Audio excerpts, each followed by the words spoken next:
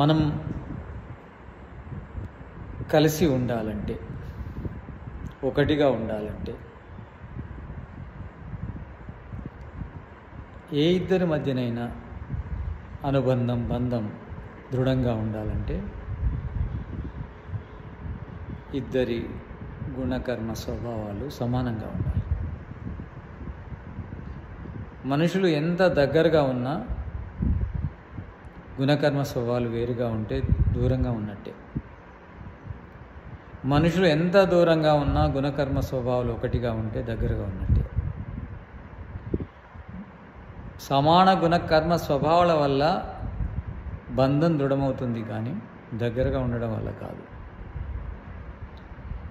ఈ సమాజంలో కూడా సంఘటిత శక్తి ఉండాలంటే సమాన గుణకర్మ స్వభావాలు ఉండాలి. నీ గుణం వేరు, నీ కర్మ వేరు, నీ స్వభావం వేరైనప్పుడు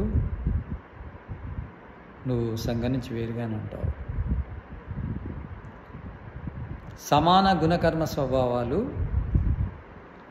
అందరికీ ఉంటే అందరూ ఒకటిగానే ఉంటారు. మనుషులను ఒకటి చేసే సూత్రము సమాన గుణకర్మ స్వభావం.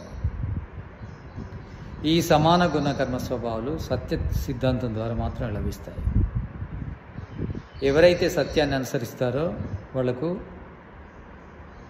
గుణము, కర్మ, స్వభావము ఇవి స్వచ్ఛంగా ఉంటాయి. ఈ సత్యాన్ని అందరూ అనుసరిస్తే అందరి దగ్గర కూడా గుణము లోపల, కర్మ లోపల, స్వభావం లోపల స్వచ్ఛత వస్తుంది. అప్పుడు అందరి గుణకర్మ స్వభావాలు సమానం అవుతాయి. కనుక ప్రపంచమంతా ఒకటిగా ఉంటుంది, సంఘటితంగా ఉంటుంది. ఈ ప్రపంచం ఒకే కుటుంబం అనడానికి సమాన గుణకర్మ స్వభావాలు అనే సూత్రమే ముఖ్యమైనది.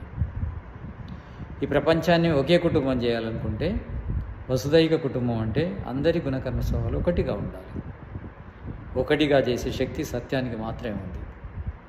సత్యాన్ని అనుసరించి సమాన గుణకర్మ స్వభావాలు కలిగి ఈ ప్రపంచమంతా ఒక కుటుంబంలా జీవించిన రోజు భూమిపైకి స్వర్గం వస్తుంది.